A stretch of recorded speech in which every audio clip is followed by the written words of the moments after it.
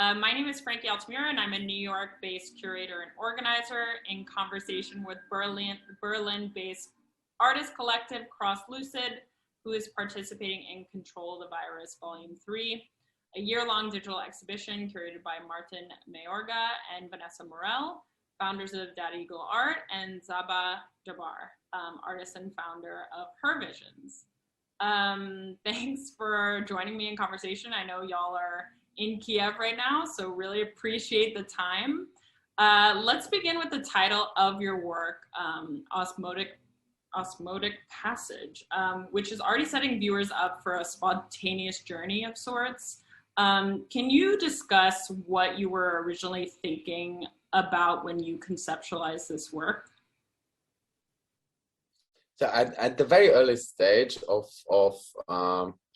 when the commission or the collaboration has been set up, of course we were in different times and we were speaking about spreading a virus, and we conceptualized virus or this sort of thing, or spreading, as information, as knowledge, as thought, as possible ideas, and what we have been also working at that moment on was a research with on pre-Abrahamic symbolism, and a work together with Martino Saroli and Emanuela Quaranta, data alchemists, on a set of adversarial networks that would create from these symbols, from this collection of symbols, novel amalgamations and novel meanings, or like formations. And we really wanted to see how to progress that and create a interactive, rather immersive experience based from some of those outcomes. And we have been looking at Paul Lafolese, who is a visionary artist and part of the Boston Visionary Cell, and he created this painting, Thanaton 3, which is basically a psycho, not psychoactive, but psychotronic painting, and a device, basically a device which makes people laugh, because it would require a further belief, or like a loss of disbelief, that it actually is a working piece, because it requires you to place your arms on the painting, and at this point, because of the various like bodily closeness and the eyes and this sort of like murkiness, you basically start seeing things very differently, as if you would be standing 2 meters away. And we were just really interested in this sort of like playing with perception. Yeah, playing with perception. And this duality of that we have technologies that we believe in so much, while they don't necessarily oftentimes give what we, let's say, expect from them. And while then, on the other hand, we have also technologies that we disbelieve in strongly, passionately, and they are there and they do work. I'm wondering, without sort of revealing too much, as is not in your intention, what sort of expectations do you have from the viewer in working with the work?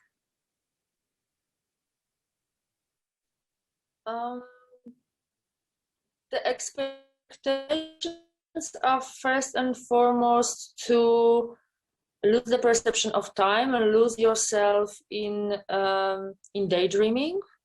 You are, as a viewer, are supposed to assume a certain pose where you cannot necessarily grab your phone. You have to be in a well-lit place. You have to be in a certain position in front of your screen. which means that you have to put all your effort and your endurance in a way into creating even this experience. So you first get a set of instructions, but it's really up to you how the whole experience will unravel. And yeah, and attention, yeah. and decision to put your attention in a larger amount towards one thing, which for us personally oftentimes becomes really a challenge. And also I think in a way that the whole experience is laid out in a way that there is not necessarily a time span, or the viewer doesn't know how long it lasts, so it can potentially go forever. And but depending on your position, on your interaction, the experience changes. So it's very personalized in that way. Yeah, that's an excellent way of putting it. I also like how you're describing this zoning out mode, you know, in between daydreams. You know, you might forget what your body is doing. So this requires some attention to it. I'm wondering if you could just expand along that line of thinking, because I know it's a very poetic sort of state of being.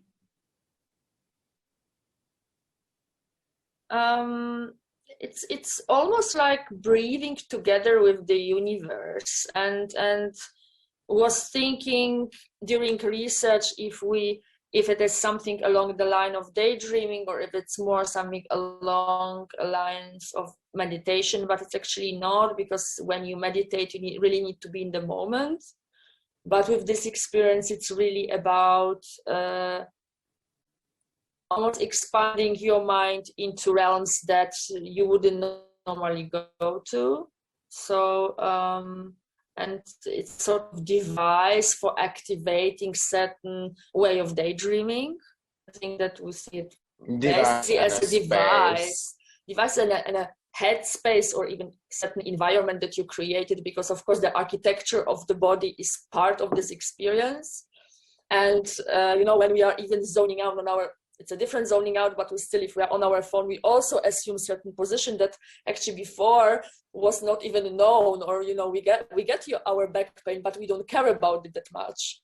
So kind of assuming that a person will participate and will stay in this pose, we kind of still quite optimistic, because I don't know. We tried it, and it's quite insightful also experience.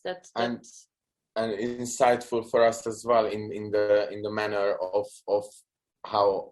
So you also mentioned that we have been looking at ideas of breathing with the universe, self-hypnosis. So we have been researching these sort of various concepts or things that people think, or that maybe we think with, and just trying to sort of like lose that disbelief.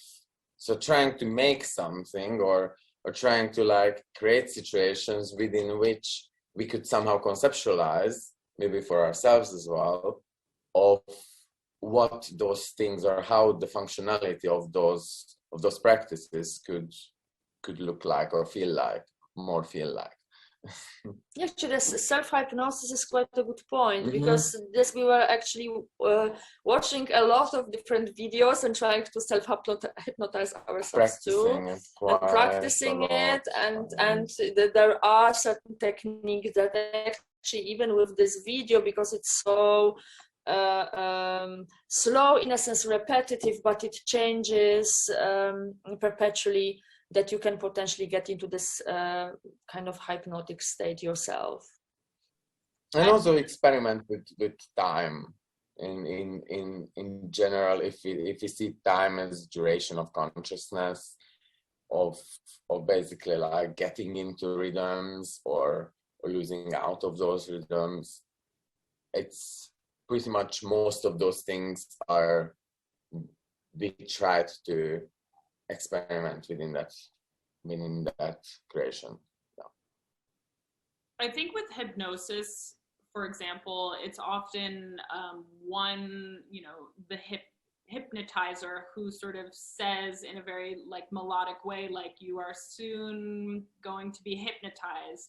And I think that's kind of interesting when you apply it to the introduction of the, experiential work that you've created, because there is a really poetic way that you've sort of foregrounded the experience that you're going to go on. And also, it's been very, you haven't wanted to like reveal too much in the language about the experience that viewers are going to undergo. So I wonder, can you speak to language and how that's part of your collective process, or even the absence of said language?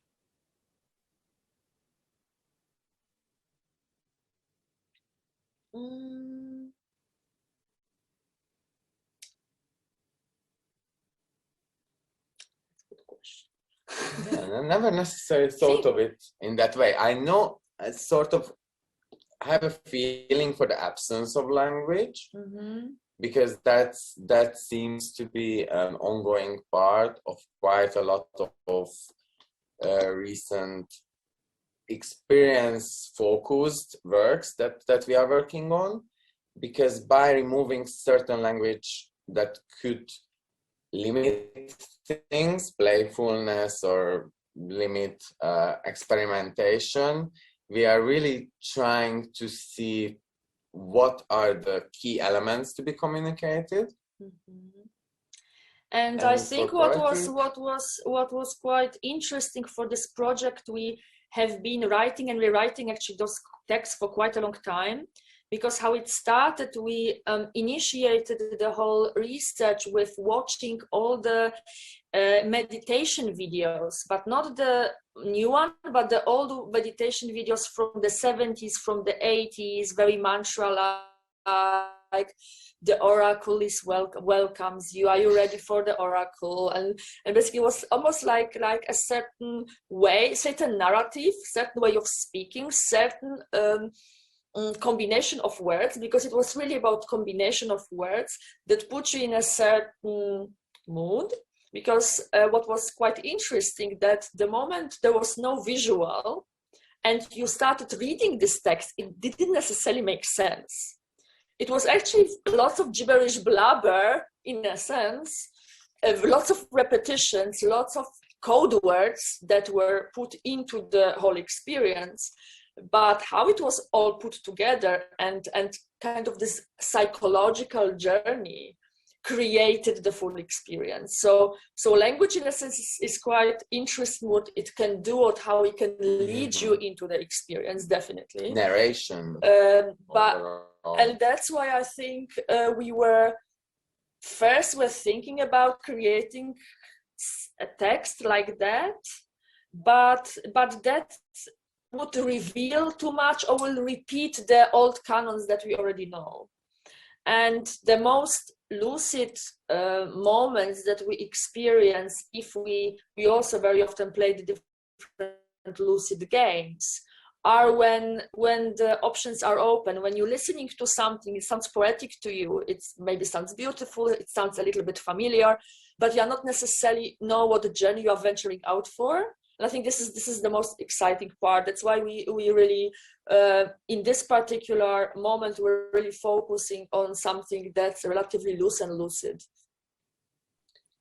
And has more pathways and more possible outcomes of experience as well. That's why, even to your earlier question, it's really wouldn't like to by language limit the possibility of experience. I think that's a key takeaway, is like, you don't want to be prescriptive or limiting for the viewer. So this sort of interactive journey is going to be, take many different forms for many different people. To wrap up this Q&A, I'm wondering if you can speak to the relationship between the merch that you've created and the work. The merch that we created was in collaboration with Craig Barrow. And these are 3 talismans that also are the initiators of the experience, of the digital experience. And they are physical pieces, all bespoke and handmade, out of porcelain bathed in resin, and attached to bespoke chains. So it's some sort of a combination of new and found, and some older what's vintage, vintage pieces, but it's almost like a necklace for your personal initiation of the ritual, almost like a reminder not to forget to lucid dream. And it also carries in itself the duality of a sort of because we of course like created this main piece, but it's actually can be just a chain between the other chains.